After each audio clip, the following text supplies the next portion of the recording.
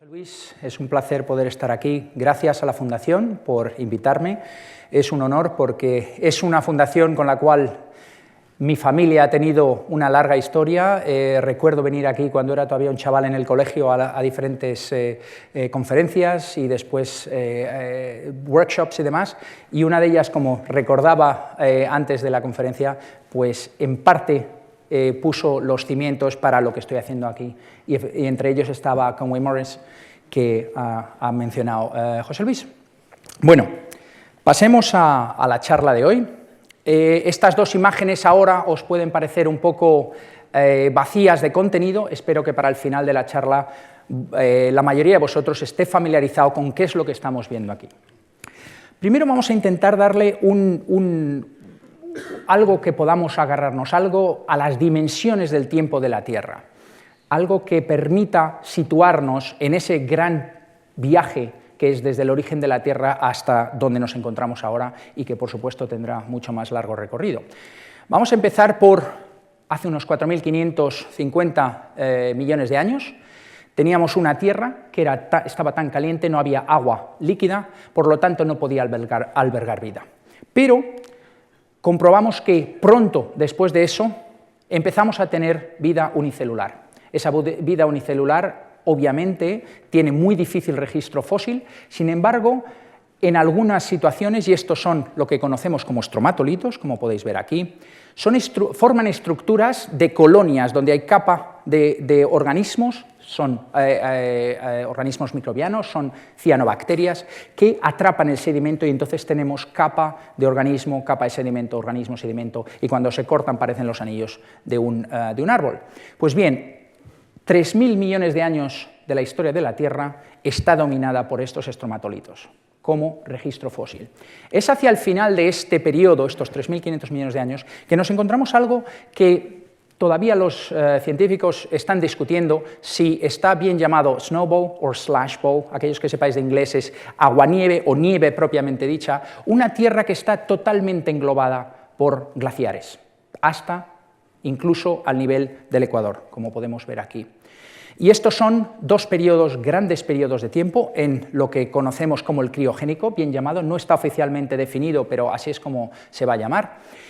Y esas grandes glaciaciones no son como las que hemos tenido en los últimos centenares de miles de años. Estas duraron 60 y 40 millones de años respectivamente. Son glaciaciones salvajes. Pues bien, poco después de eso vemos que empiezan a ocurrir cosas. No sabemos hasta qué punto tiene una conexión directa, posiblemente sí, con la aparición de los primeros metazoos. Y luego, desde el Ediacárico en adelante, ya en el Fanerozoico que ha comentado José Luis, tenemos el mundo que conocemos ahora, este planeta azul que todos reconocemos. Para concentrarse en este Fanerozoico, de forma muy rápida, tenemos la biota de Ediacara. Biota, como decía José Luis, es todo aquello que está vivo, desde las bacterias hasta los animales. Biota porque incluye algas, etc. No fauna. Fauna incluye solo animales. Biota incluye animales, plantas, bacterias, etc. Esto es el tipo de organismos que encontramos en esa biota de Ediacara, luego entraremos en ellos. Y luego, posteriormente, hace unos 540 a 520 millones de años, recordad que vamos hacia atrás en los números, tenemos lo que se conoce como la explosión cámbrica. Y tenemos este tipo de organismos, no es el único, pero este lo veremos varias veces porque es muy emblemático, es Anomalocaris. Y posteriormente, algunos de los puntos que ha mencionado José Luis, tenemos durante el Ordovícico, que nos contará Juan Carlos, les contará Juan Carlos Gutiérrez Marco la semana que viene, el martes, el Cretácico, que nos comentaba José Luis con los dinosaurios, y el Terciario y el reciente. Pues bien, el Ediacárico vamos a ponerlo en contexto. Tenemos que empieza hace unos 620 millones de años, después de esa gran glaciación que cubrió el globo entero, y dura hasta la base del Cámbrico, hace unos 540 millones de años. Y es aquí donde tenemos los primeros organismos multicelulares, macroscópicos. Y nos preguntamos, ¿son metazoos? Pues bien, vamos a intentar responder a esta pregunta. La evidencia La más antigua, con unos 580 millones de años, son estas pequeñas esferas que tienen medio milímetro más o menos de tamaño y donde vemos lo que parecen células de embriones en estadios muy tempranos, desde 2 células, 20 y tantas, etcétera, hasta estados de blástula o gástrula. Además, tenemos la biota de Ediacara, que entraré en un poquito más en detalle a continuación, hace 575, y luego los primeros animales con esqueletos. Son muy pocos en el Ediacárico, 2 o 3 géneros solo. Y tenemos uno de los más emblemáticos, mejor conocidos, y lo tenemos en España, es Claudina, o Claudana, depende de cómo quieran pronunciarlo. Los más antiguos de esta biota de Ediacara tienen este aspecto. Estamos en Terranova, en las costas del Atlántico, son fósiles de hace unos 565 millones de años, y tienen este aspecto. Son lo que llamamos rangeomorfos y crecen por crecimiento fractal. Tenemos un eje principal del cual se ramifica con un patrón que se repite en cada una de esas pequeñas ramas. Están al lado del mar y esto no se puede excavar, está expuesto al oleaje, no se puede sacar estas rocas, a diferencia de lo que veremos en Ediacara en un segundo. Pues bien, no solo es esta resolución, tenemos de hecho resolución casi microscópica de estas pequeñas ramitas, de hecho es el eje principal, una rama lateral que a su vez se ramifica, que a su vez se ramifica con el mismo patrón una vez. Un patrón muy sencillo, desde el punto de vista de desarrollo, muy sencillo, comparado con lo complejo que puedan ser los Hox genes, los genes Hox que tienen los animales en la actualidad. Y este es lo que creemos que estamos viendo. Estamos a mucha profundidad, unos organismos que están anclados en el fondo del mar, quizá a 1000, 1500 metros de profundidad, con lo cual no llega la luz. Aquí está iluminado por un batiscafo hipotético, y estamos viendo que estos organismos están en ese fondo de mar. Pues bien, esto primero que hemos visto es Mistaken Point, en Canadá. Vemos que hay, este es el tiempo, vamos hacia el Cámbrico aquí arriba, y vemos cómo algunos grupos aparecen y desaparecen. Se generan y se extinguen. Como vemos, ninguno de ellos pasa al Cámbrico, pero en el Mistaken Point, en Newfoundland, que ha sido definido como, ha sido elegido como Patrimonio Mundial de la UNESCO el año antepasado, vemos que tienen solo una diversidad relativamente pequeña. En total, de nuevo la gran glaciación, que hay 35 géneros con unas 100 especies descritos en el mundo, y estos fósiles de Ediacara, en general, están presentes en los 5 continentes en los cuales se ha excavado. En la Antártida todavía no hemos localizado rocas de esta edad, pero se buscarán. Desgraciadamente, con el cambio climático quizá cada vez sea más fácil. Y están presentes en 30 localidades. Pues bien, a continuación vamos a pasar a mirar lo que ocurre en el Ediacara. Vemos que hay una muchísima mayor diversidad. Hay muchos más grupos y eso es lo que les voy a enseñar. Algunos de ellos son relativamente fáciles de comprender en cuanto se mira. Estos fósiles no se pueden sacar de Australia. Yo he pedido permiso para poderles traer a ustedes y no sé si será la primera vez que se vean aquí, excepto en ferias de fósiles donde por debajo de la mesa, de forma ilegal, se han visto en España, pero he traído 3 ejemplares. Tenemos a Tribrachidium, 3 ramas, Spriggina, que se ha nombrado en honor a Sprigg, que fue el descubridor de los fósiles de Ediacara, Parvancorina, porque tiene forma de anchor, y Dickinsonia, en honor a Dickinson. ¿Qué aspecto tienen? Pues bien, si tuviéramos la suerte de encontrar una sola laja de fósiles, aquí tenemos 3, cada una con una especie distinta. Si tuviéramos la suerte de encontrar una que los tuviera a todos, ese es el aspecto que tendría. Recordad, estamos una arena que ha cubierto unos organismos, todos ellos blandos. En esta época todos son blandos excepto Claudina, que es muy rara. En Australia, de hecho, no la tenemos. Pero así es como suponemos que podríamos verlos si fuéramos nadando en esas aguas someras, no 1000 y pico metros de profundidad como en Terranova, sino en las aguas someras ecuatoriales, Australia en ese momento estaba en el Ecuador, de las colinas de Ediacara. Tenemos a los organismos, están viviendo en relación íntima con esas microbial mats, esas tapices microbianos que son los que están dando el sustento, esos son cianobacterias, y sobre ellos viven estos organismos. Hace poco, hace 2 años, se propuso en el estado de Australia Meridional elegir un fósil, el emblema fósil del estado. Otros estados ya lo tienen peces en Western Australia y Nueva Gales del Sur, y nosotros propusimos que fuera un fósil de Ediacara porque es lo más especial que tiene el estado, y se eligió Spraguina, por razones, quizá por su simetría, es lo que parezca más un posible animal, pero no lo sabemos, y ahora entraremos en eso. Como ven aquí, la diversidad es bastante más grande. Tenemos rugoconites y algunos de ellos conomedusites y... ¿dónde está la otra?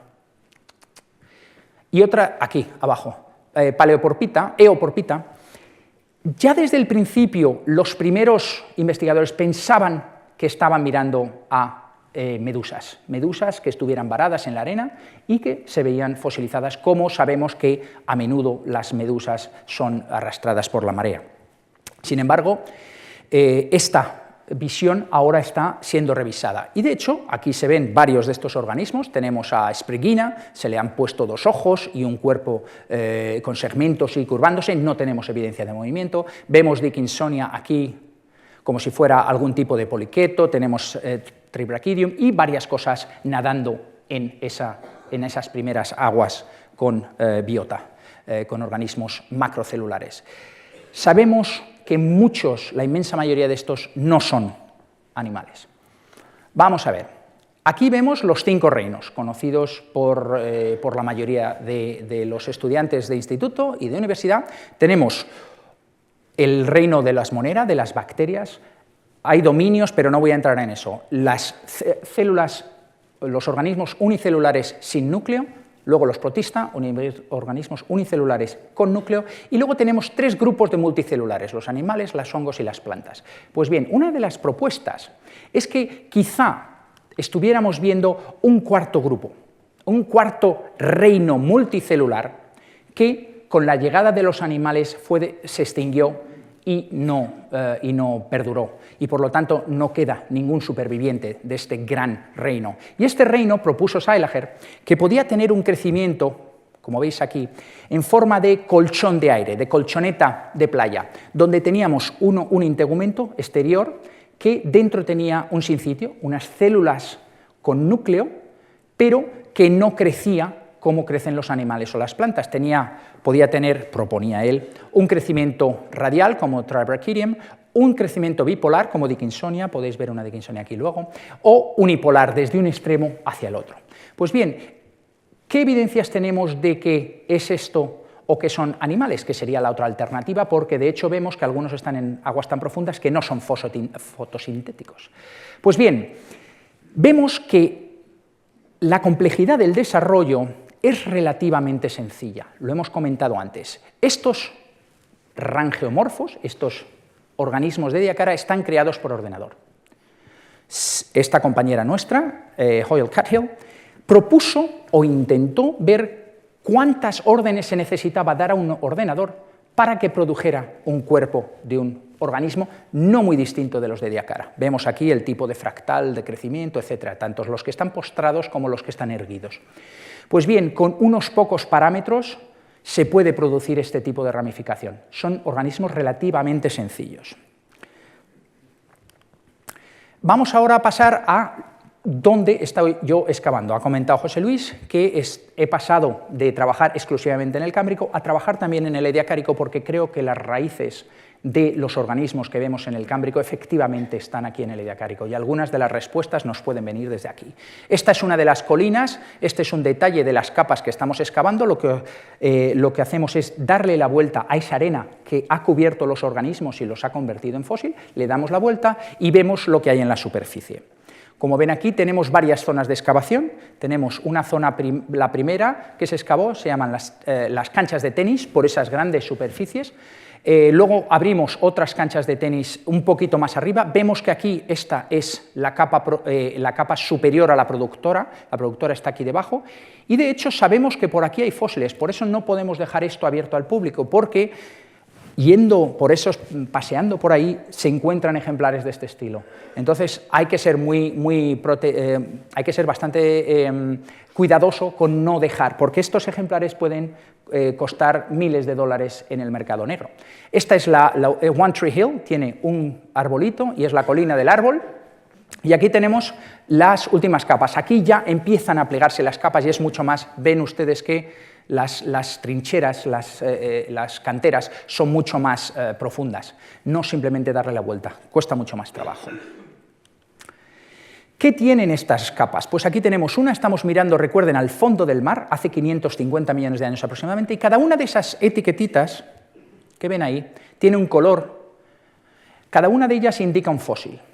Esta capa está cubierta de fósiles y cada uno de esos colores indica un taxón, una especie, ustedes creo que el término especie lo conocerán sin duda, un tipo de animal de organismo en concreto. Los amarillos son todos lo mismo, los azules son todo lo mismo, etc.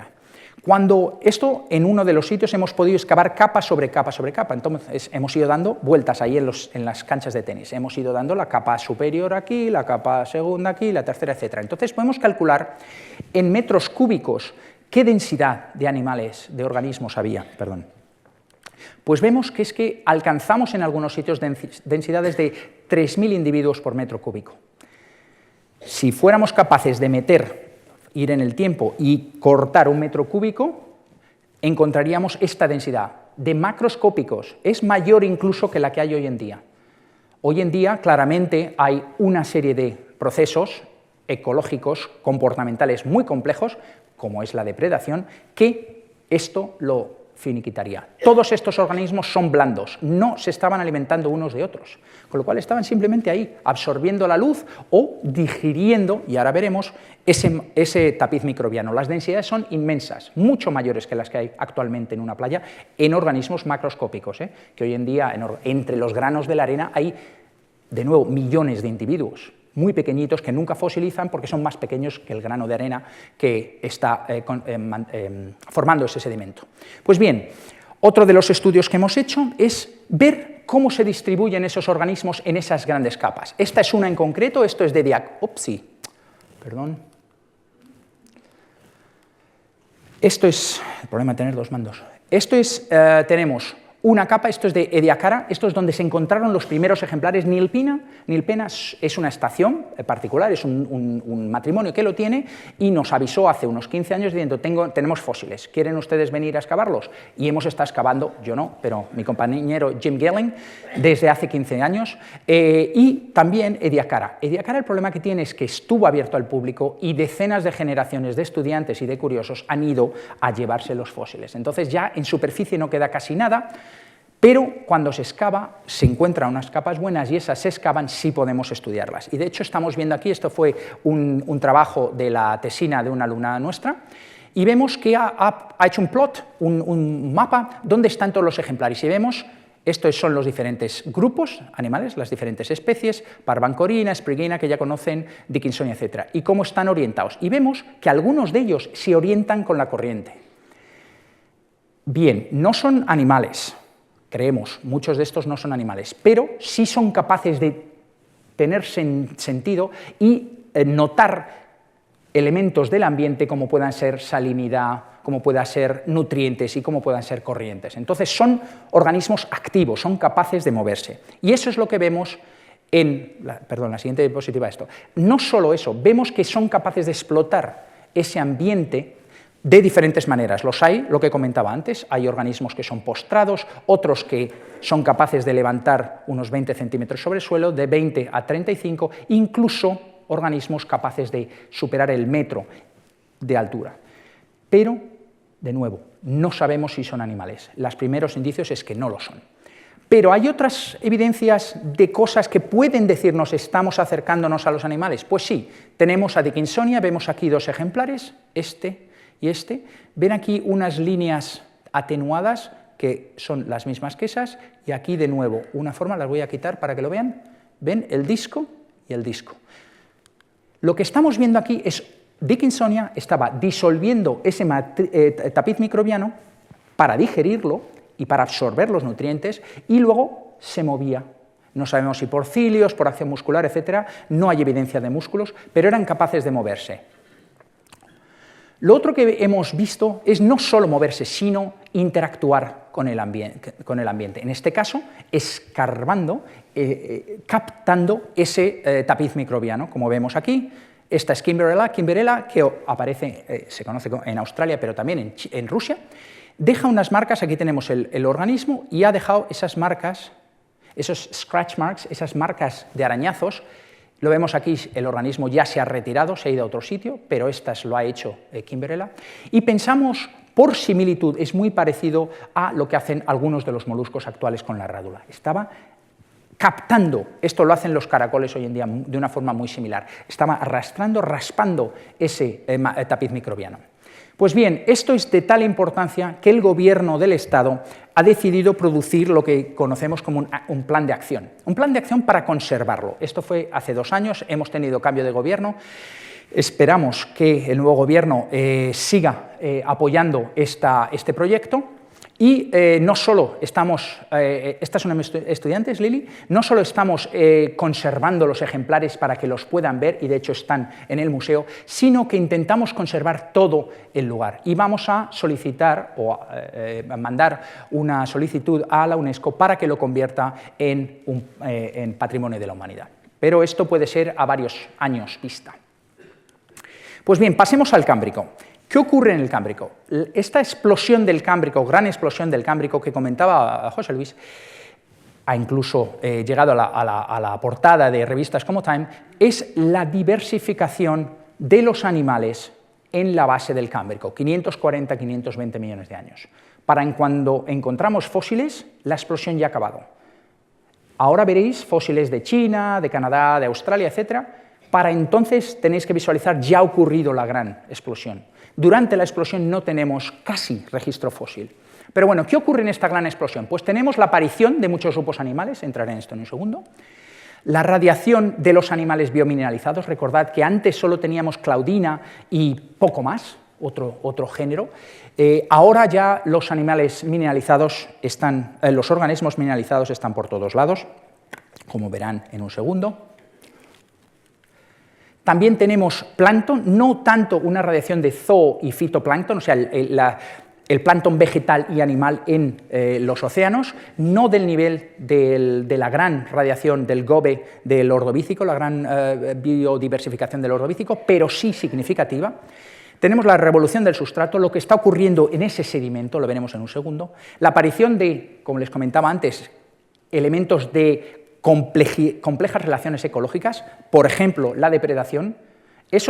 Algunos de esos Dickinsonia, no el que he traído hoy, porque claro, sería un poco complicado, pero alcanzan el 1,5 metros de longitud. O sea, son organismos muy grandes, pero es como un bistec puesto encima del fondo del mar. Eso, frente a los animales, no hubiera durado nada. No sabemos, parece ser que hay un decalaje entre el final de los ediacáricos, de los organismos de Ediacara, y los animales, y los animales en versión fósil, pero ya tenemos evidencias de animales que estaban comiéndose algunas de las cosas, pero eran microscópicos, no eran capaces de pegarle un mordisco a Dickinsonia, pero sí estaban ya en el Cámbrico, en el Ediacárico, pero aquí ya la cosa se dispara. Simbiosis, parasitismo, etcétera, etcétera. Y por último, los primeros arrecifes. Hasta el Ediacárico, los arrecifes como tal no existen, lo que se tienen son esos estromatolitos que siguen hoy en día, han sido capaces de existir desde hace 3.500 millones de años hasta la actualidad, pero en ambientes, están relegados a ambientes muy extremos de alta salinidad, como en Shark Bay en Australia, y algunos ambientes de alta temperatura, pero aquí ya tenemos los primeros arrecifes, no de corales, porque no existían aún los corales, pero sí de los arqueociatos, que son un grupo constructor de arrecifes, o por lo menos capaces de formar estructuras que atrapaban sedimento y por lo tanto construían grandes arrecifes. Pues bien, ese primer aspecto es la dimensión taxonómica. Vamos, ¿qué tal vamos? Bien. En lo que tenemos en el eje horizontal tenemos aquí el tiempo desde el criogénico, ahora este nombre ya le suena a todos, el ediacárico también le suena, de las colinas de Ediacara de Flinders Ranges, Y en el Cámbrico lo que vemos es que aparecen el 85% de los filos actuales. Esta franja azul, estos son los filos, esta es la actualidad, el 85% de los filos, estos pequeñitos del Ediacárico son Kimberella, que quizás sea un molusco, y unas esponjas, Paleophragmodictia, tecnicismos, pero bueno, un par de filos quizá en el Ediacárico, los demás aparecen todos en el Cámbrico. ¿Qué es un filo?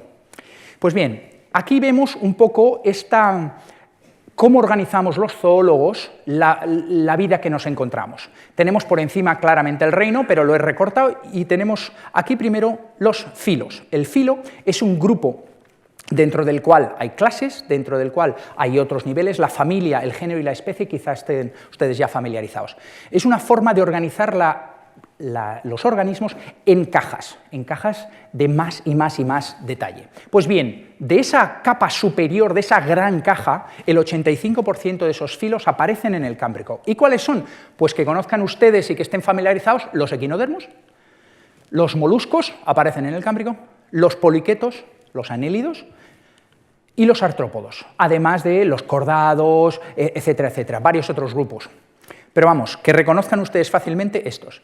Y luego, no solo 85% de los filos, también el 75% de las clases. Las clases, que es el siguiente compartimento a la hora de estructurar toda la biota que mencionábamos antes. Por ejemplo, dentro del grupo de los artrópodos tenemos los crustáceos, tenemos los quelicerados, tenemos los insectos y tenemos los miriápodos. Bueno, este sí había, pero estos dos han sido muy posteriores al Cámbrico. Además de eso, había una clase de trilobites, que la mencionaré en un momento, pero vemos que tanto el 75% de las clases como el 85% de los filos aparece por primera vez en el Cámbrico. Desde el punto de vista de radiación evolutiva, es la mayor que se ha visto en el planeta. ¿Qué otro tipo de cosas ocurren con el Cámbrico? Esa revolución del sustrato que mencionábamos antes. En la biota ediacara vemos que los organismos, aquí tenemos a Dickinsonia digiriendo y moviéndose, tenemos a Kimberella raspando, tenemos a estas frondes de crecimiento fractal que tenían una base que se anclaba a ese tapiz microbiano, y tenemos algunos de esos primeros animales microscópicos, o de un par de milímetros de tamaño, que estaban alimentándose de la materia orgánica que quedaba en la base de los tapices microbianos. Pues bien, cuando entramos en el Cámbrico, eso cambia. No solo cambia, estas capas, aquí tendríamos fósiles de Ediacara, fósiles de Ediacara, fósiles de Ediacara, y cada vez que se tapaba esa comunidad, se conservaba. Aquí no. Se pierde lo que llamamos esa ventana tafonómica, esa ventana por la cual se preservan los fósiles. Los fósiles más normales, como veremos en un segundo, son los huesos, las conchas, los exoesqueletos. Estos organismos, siendo todos blandos, desaparecen. ¿Por qué? Porque los animales están excavando ese sedimento para acceder a esa materia orgánica en descomposición. Y no solo están excavando y se pierden esas capas ya no existen, hay algo de capa, pero se ha distorsionado por la acción de todos los animales. Además tienen capacidad de nadar, de subir en esa columna de agua. Tenemos Anomalocaris, es un organismo que saldrá varias veces, tenemos Picaya, un ancestro de los cordados, etc. Medusas en sentido estricto, y de hecho las encontramos en Burgess Shale, no les traigo ninguna foto, pero tenemos tenóforos, o sea, y medusas que son casi 99% agua preservados en Burgess Shale. Tenemos otro tipo de artrópodos, algas, etc. Les comentaba que los fósiles, mayoritariamente, a excepción del gas, el petróleo y el carbón, son de cuerpos duros, de cuerpos mineralizados. Si un organismo ya de base, a lo largo de su vida, está incorporando minerales a su esqueleto, bien sea exterior por protección o interior como armazón, o en los equinodermos también, como estructura donde anclar músculos, donde levantarse sobre el sustrato, etcétera, etcétera, estos son los típicos fósiles del Cámbrico y posteriores. Pero durante el Cámbrico, y menos en momentos posteriores, aunque José Luis supongo que hablará de Solnhofen, donde se encuentra Archaeopteryx con sus plumas, sí existen lo que llamamos Lagerstätten, son localidades de preservación excepcional, son muy pocas. En el Cámbrico tenemos más que posteriormente. ¿Por qué? Porque los animales cada vez se hacen más activos y más capaces de excavar a sedimentos más profundos. Y perdemos esos organismos que por una luz se veían enterrados, como los de Burgess Shale, etcétera, etcétera. Entonces, esta ventana taxonómica eventualmente se cierra casi por completo, pero durante el Cámbrico vemos que en una localidad, si tenemos suerte de encontrar una localidad de 500 y pico millones de años que aún se conserva y la orogenia no la ha destrozado, la presión de los sedimentos, la presión de los sedimentos por encima o la temperatura, la formación de montañas destroza todo. Esto es lo que encontraríamos, unos trilobites, unos braquiópodos, esos que les he enseñado antes, algunos equinodermos, como esos que teníamos, pero sabemos que en el Cámbrico esto solo constituye aproximadamente una cuarta parte de toda la diversidad del momento. Tenemos que buscar localidades, esas Lagerstätten de preservación excepcional, que nos muestra el componente completo en esa ventana de Emu Bay Shale o Burgess Shale, etc., que tiene esos 3/4 que restan. Y este es el aspecto que tiene. La misma localidad, solo cuerpos duros, mineralizados, y la diversidad total. Vamos a ver total, es total en ese lugar, en ese momento. Obviamente, si nos vamos a aguas más profundas, habría otros animales, si nos vamos 200 kilómetros más al sur, hay otros animales, etc. Entonces, esta es la diversidad total en Burgess Shale en ese momento. Tenemos que buscar estas localidades. ¿Y cómo estudiamos los fósiles que salen? Por ejemplo, este que tenemos aquí es Marrella. Marrella es un artrópodo, se le ven las patas, se le ven las antenas, etc. A través del uso de una lupa binocular con un espejo que se llama cámara clara, dibujamos sobre eso a gran escala, forzamos a intentar interpretar lo que estamos viendo. Con suficientes dibujos de cámara clara desde arriba podemos producir una reconstrucción dorsal. Cuando tenemos información de diferentes ángulos, producimos una reconstrucción en 3D o tridimensional, si bien plana, y por último, eso lo llevamos a la era digital y somos capaces, esto ayudé a desarrollarlo para un modelo que se ha hecho para el Museo de Oxford, y tenemos, esto es una sección de Marrella, tenemos el corazón en la parte superior, el tubo digestivo en la parte inferior, cada una de las patas, etc. Entonces, así es como estudiamos estos fósiles. Estos fósiles son muy famosos, como bien ha dicho José Luis. Stephen Jay Gould escribe La vida maravillosa sobre ellos y nos llama la atención sobre la gran diversidad de organismos que hemos dicho, esos filos que había, ese 85%. Además de esos hay otros que desaparecen al final del Cámbrico o en el Ordovícico. Algunos de ellos tienen formas tan raras como estos de aquí, no voy a entrar. Uno quizá merece la pena destacar, Alucigenia, originalmente con un solo ejemplar, ha de decirse, Simon Conway Morris lo describe andando sobre esas espinas con 7 tentáculos en el dorso, una cabeza globosa. Eventualmente se prepara ese ejemplar y un colega, Ramscoll, se da cuenta que hay 2 filas, entonces 2 filas de patas. Entonces vemos que tiene más sentido, en vez de un viaje alucigénico, tiene más sentido darle la vuelta al organismo. Y así es la ciencia. La ciencia es un avance y una mejora de los conocimientos que tenemos basado en nuevos ejemplares o en más información. Y la reorienta con espinas por arriba y patas por debajo. Tenemos Odontogryphus, todavía está discutiéndose si es un molusco, etc. Opabinia, con 5 ojos, una trompa y unas espinas, y sin patas, pero con cuerpo segmentado. Nectocaris, otra de las extrañas maravillas. Yo propongo, si alguno de ustedes está interesado, que lea el libro de La vida maravillosa de Gould y verá un poco el proceso de esto. Nectocaris, en aquella época, 1994, se había descrito como una cola de cordado, como la nuestra, nosotros somos un cordado, un cuerpo segmentado y una parte anterior de artrópodo. Hemos visto desde entonces que no es así y se ha propuesto que fuera un posible cefalópodo temprano. Tenemos nuestras dudas, yo desde luego no me lo creo. Pero hay uno que sí nos creemos y que se sabe muy bien porque aparece en casi todo el mundo y de hecho sus descendientes aparecen en el Ordovícico y supongo que Juan Carlos les hablará de ellos la semana que viene. Tenemos esto de aquí. Originalmente, en 1892, antes de que se descubra Burgess Shale, ya tenemos fósiles de Burgess Shale, de estas, ahora verán la localidad. Y este es el aspecto que tienen. Anomalocaris es extraño cangrejo o crustáceo. Tiene una cola, nunca aparecía la cabeza, siempre se aparecía solo la cola, y luego esas patas eran palos, eran espinas, no tenían esos apéndices articulados, parecía una cola De hecho, se la pusieron al caparazón de otro, aquí diciendo, bueno, esa es la cola y tal, pero no tenían apéndices articulados como los artrópodos.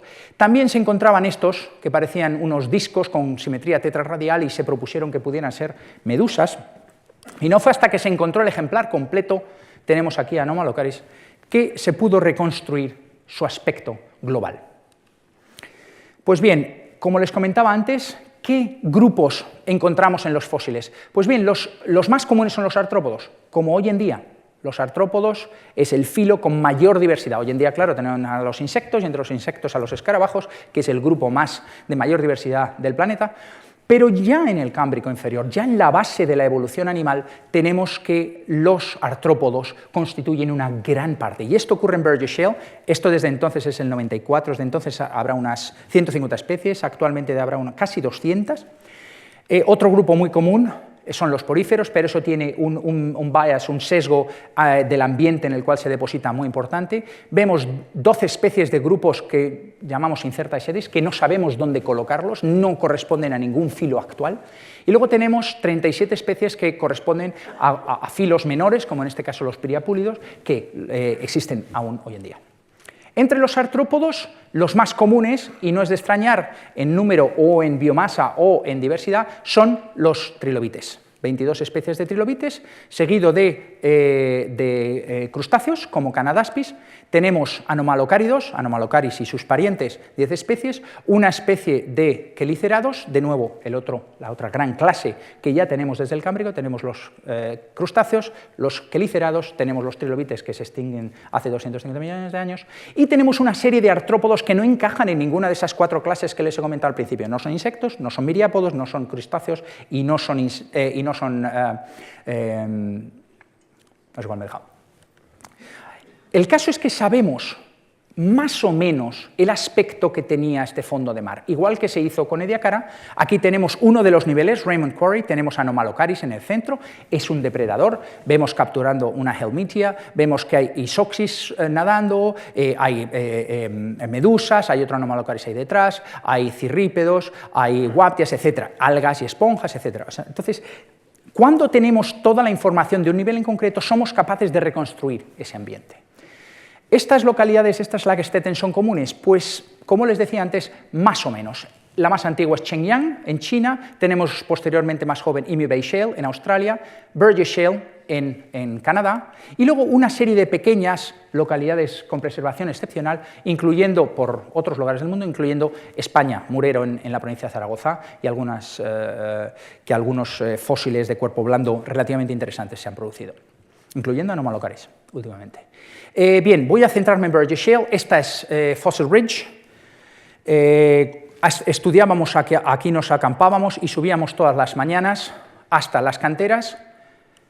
Y las canteras son 3, Walcott, Raymond y Collins, diferentes personas. Walcott en 1909 descubre este nivel y lo excava, en los años 30 Raymond de Harvard, y luego Collins, como ha mencionado antes José Luis, el que me invitó a mí como voluntario a excavar en Burgess Shale. Esta es una localidad muy lejana, muy difícil de acceder, y de hecho hay que llevar el material en helicóptero. Estamos aquí, este es el ferrocarril, traemos las cosas por carretera y las subimos con helicóptero para dejar en la nieve, en ese momento cubierto de nieve, un principio de julio. En el 95 fue el primer año que yo fui, estábamos todavía excavando, esto es un trocito de lo que dejó Walcott, que no excavó en los años 20, y nosotros vaciamos todas las rocas que había encima para acceder a esos fósiles, y el último año que se excavó en Burgess Shale en una temporada completa es en el 2000, en el que estuve yo durante el mes de julio, y aquí ya ven el tamaño que tiene. Esta es una tienda de campaña, y esto, para que vean, es una persona. Entonces, la cantera es inmensa. Pero no hay más fósiles hacia el norte porque estamos muy cerca del escarpe, del acantilado junto al que se depositaron estos sedimentos, y hacia atrás tampoco. Y esto está protegido, es de la UNESCO, con lo cual no podemos excavar en esa pared, pero hay millones de fósiles hacia adentro. También he estado en Shenyang en agosto del 2005, me invitaron a un congreso, y esta es la localidad de Shenyang, la localidad original, que a fecha de septiembre de este año la han cubierto, porque se ha convertido también en patrimonio de la UNESCO, patrimonio mundial. ¿Y qué es lo que ha ocurrido? Que han cubierto la localidad para que la lluvia y los elementos, el frío y demás, la nieve, no lo destruya más. Entonces, aquella canterita que teníamos ahora ya está cubierta. Pero no es la única cantera. Sabemos que Chengyang, los fósiles de Chengyang, se extienden en centenares de kilómetros a la redonda. Y de hecho, tienen grupos de locales en los pueblos excavando fósiles. Y como es tan extensa, pues tienen, claro, una diversidad impresionante. Tienen unos 200 y pico especies descritas en esta provincia, en Yunnan. Ahora me centro en lo que estoy excavando yo últimamente. Esto es Adelaida, es donde estoy viviendo. Kangaroo Island, al sur. En la zona norte está Emu Bay Shale, ahí es donde nos alojamos, alquilamos una casita 2 veces al año. Esa es la localidad original, con las capas, pero solo tenían lo que les comentaba antes. Si hay suerte, hay trilobites y braquiópodos. Eso es lo que tiene Emu Bay, la original. Pero se encontró otro, por una falla, repetición de las mismas capas, más acá, en Big Gully. Vamos a ver en detalle. La zona original donde se encontraron es en la plataforma donde las mareas suben y bajan y es muy difícil de trabajar, o en el acantilado, que es muy pendiente y también incómodo, y de hecho está ahora protegido por el Estado, y esto es propiedad privada. El dueño, Paul Buck, nos ha permitido excavar y esto es donde tenemos la canterita. Entonces, aquí se ve, el sitio original eran estas capas donde se recogieron los primeros fósiles, hay una tesis descrita y demás, y ahora hemos abierto, seguimos, esta es la capa inferior, que tiene una fallita aquí, otra fallita aquí, y estamos excavando la parte basal, otra falla, las mismas capas. Hemos abierto 2 canteras, la primera es esa, ahora verán unas fotos, esta es una segunda.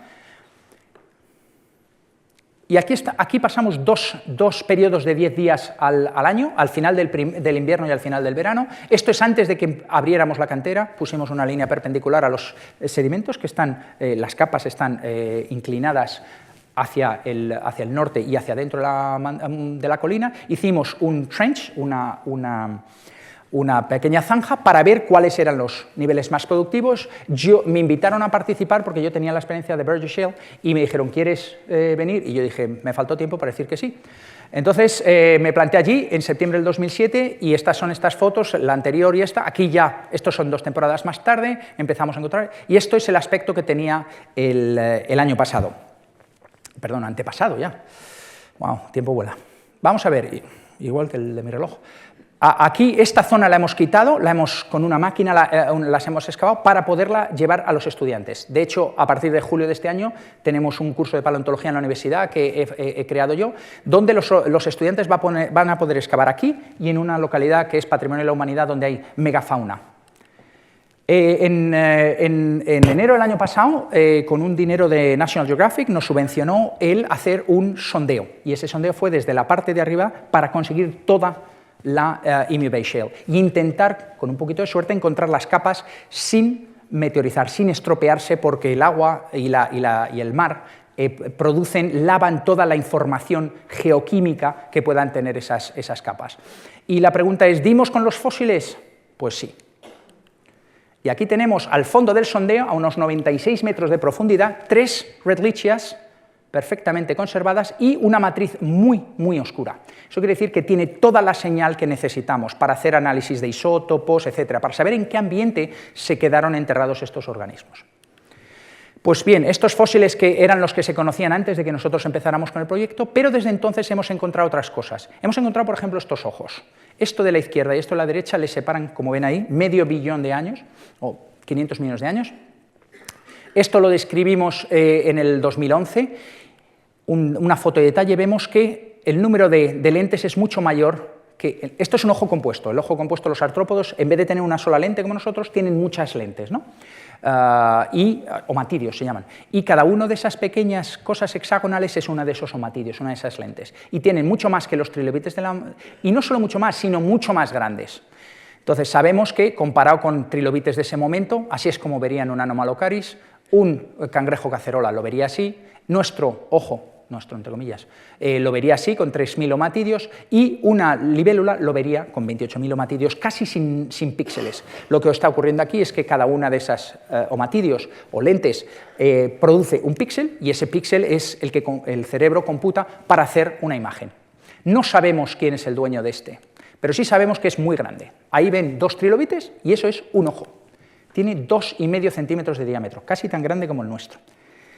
¿Qué organismo es el que puede producir este ojo? ¿Podría ser Anomalocaris? Pues la dejamos en el aire. Porque tenemos dos especies de Anomalocaris. Esta, Brixie, unos apéndices espinosos muy grandes que ahora verán, y la misma especie que en Canadá. Estos son los apéndices mucho más espinosos que los de Anomalocaris de Canadá. Encontramos las flaps, encontramos también la boca, que es esta cosa de aquí, la ven aquí, pero encontramos ojos. Bueno, pues se conocen de China y de Burgess Shale. Aquí tenemos al Anomalocaris que le he mostrado antes, ven los ojos pedunculados, este es el pedúnculo y este es el ojo, y también en China. Aquí en detalle, el ojo, el pedúnculo, el ojo. Pues sí, hemos encontrado los ojos de Anomalocaris y son distintos que los otros que hemos encontrado, los que publicamos unos meses antes.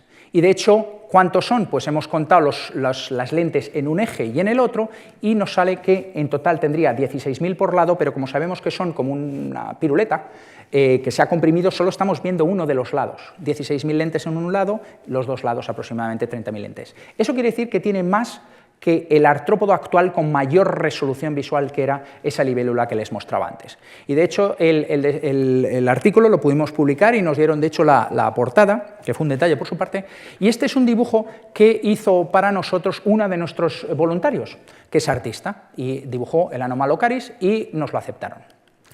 Entonces, ¿qué tenemos en Emu Bay? Pues tenemos desde esponjas, tenemos moluscos diversos, priapúlidos, tenemos poliquetos, tenemos braquiópodos, artrópodos de una mayor diversidad de lo que cabe representar aquí. Tenemos anomalocáridos, que son artrópodos muy basales, solo tienen patas entre comillas, en la cabeza, el resto del cuerpo no tiene patas. Tenemos los trilobites, bien conocidos por todos, tenemos algunos cordados, tenemos equinodermos y tenemos lobópodos. Tenemos casi todo el árbol de los invertebrados. ¿Qué más está saliendo del Cámbrico? Y me estoy quedando sin tiempo, pero tenemos cerebros.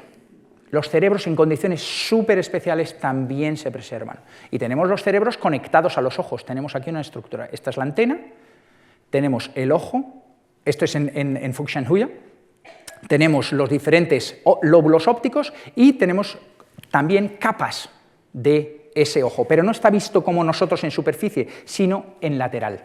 Es como una sección a través del ojo. No solo eso, también tenemos sistema circulatorio. Este es el que describimos en Marrella en el año 2006. Ven aquí ustedes el corazón, la parte dorsal, las arterias que van a llegar a cada uno de los apéndices, las antenas, las espinas, etc. Y esto es lo que representamos aquí en este dibujo. Lo hemos cortado por la mitad y las arterias llevando sangre a los extremos de los apéndices y de las estructuras como hace hoy en día los artrópodos. Pero también en Fuxianhuya, en China, también están encontrando esta preservación excepcional llevada a ese nivel. Aquí tenemos basado en azul el sistema nervioso, en rojo el sistema circulatorio y en verde el tubo digestivo. Pues bien, ¿qué es lo próximo? ¿Qué más nos puede mostrar el Cámbrico? Pues bien, tenemos lo que llamamos small shelly fossils, pequeños fósiles mineralizados. Esto es a escalas de, como ven aquí, media, 20, 30, 40, 100 micras. Y también estamos encontrando lo que llamamos small carbonaceous fossils, fósiles de cutícula. Y aquí, estos son las espinas de esa otolla, de ese priapúlido. Se han fosilizado cada una de esas espinitas y las podemos extraer de la roca cuando la maceramos en ácido fluorhídrico. También encontramos algunas rádulas, encontramos espinas como las de Wiwaxia, que son esos emblemáticos animales de Burgess Shale, y encontramos los apéndices, como ven aquí, perfectamente preservados, como ven tiene, ¿cuánto es eso?, 80 micras, de algunos de los zooplancton, de los organismos del plancton. Este plancton nos está diciendo que, y los fósiles del Cámbrico en general, que ya tenemos la pirámide trófica está perfectamente establecida para el Cámbrico. Tenemos productores, consumidores primarios, secundarios y un artrópodo, en este caso, que es el depredador del cumbre, es el que se alimenta de lo que hay por debajo en la columna, el equivalente a un tiburón en los mares actuales. En aquella época todavía no había peces, con lo cual ese nicho estaba ocupado y estaba ocupado por los anomalocáridos. Una de las ideas que propuso Stephen Jay Gould en su libro es ¿Qué es lo que está ocurriendo? Cualquiera que viajara en el tiempo y mirara Burgess Shale diría, pues algunos, incluyendo Marrella, son muy comunes, los anomalocáridos están por todo el mundo, y sin embargo, algunos de estos grupos van desapareciendo sin razón aparente. Nosotros no podemos decir desde el Cámbrico, este va a extinguirse y este va a sobrevivir. Algunos de ellos, por ejemplo Picaya, que es un cordado, pues sobrevive. Pero en el momento hay muy poquitos y son muy sin ninguna protección, y este que está muy protegido se extingue, etc. Entonces, lo que propone es, a diferencia de Darwin, que sugería que hay un cono de diversidad creciente conforme pasa el tiempo, en la vertical iría tiempo, este es el pasado y este es el presente, y cada vez hay más y más formas, cada vez más diferentes, él propone otra cosa, que durante el Cámbrico, con raíces en el Ediacárico, tenemos un tapiz, un gran césped de formas muy distintas. ¿Y qué es lo que ocurre? Que tras un evento de extinción, solo algunas de ellas sobreviven. Las demás pueden sobrevivir durante un rato, pero acaban también desapareciendo. Entonces, es un cambio conceptual sobre cómo ocurre la evolución. Otra de las ideas que me parece muy interesante recalcar aquí y proponerles a ustedes es esa idea lineal de cambio. El cambio no es lineal. Lo vemos lineal cuando lo plasmamos en algo que nosotros podamos interpretar. Pero de hecho, ese mismo gráfico es más bien esto, es un arbusto. En cualquiera de estos momentos no se sabe quién de ellos va a sobrevivir, quién de ellos va a extinguirse. Hay momentos, como decía antes José Luis, donde solo hay un humano, pero ha habido momentos en el pasado que había 5 o más especies de homínidos. Entonces, lo que hay que ver es que esto no es un progreso lineal en el cual se va haciendo uno cada vez más listo, cada vez más alto, cada vez más guapo. Hay adaptaciones a los ambientes que van cambiando y hay un cambio brusco y algunos estarán mejor adaptados para sobrevivir y otros se extinguirán.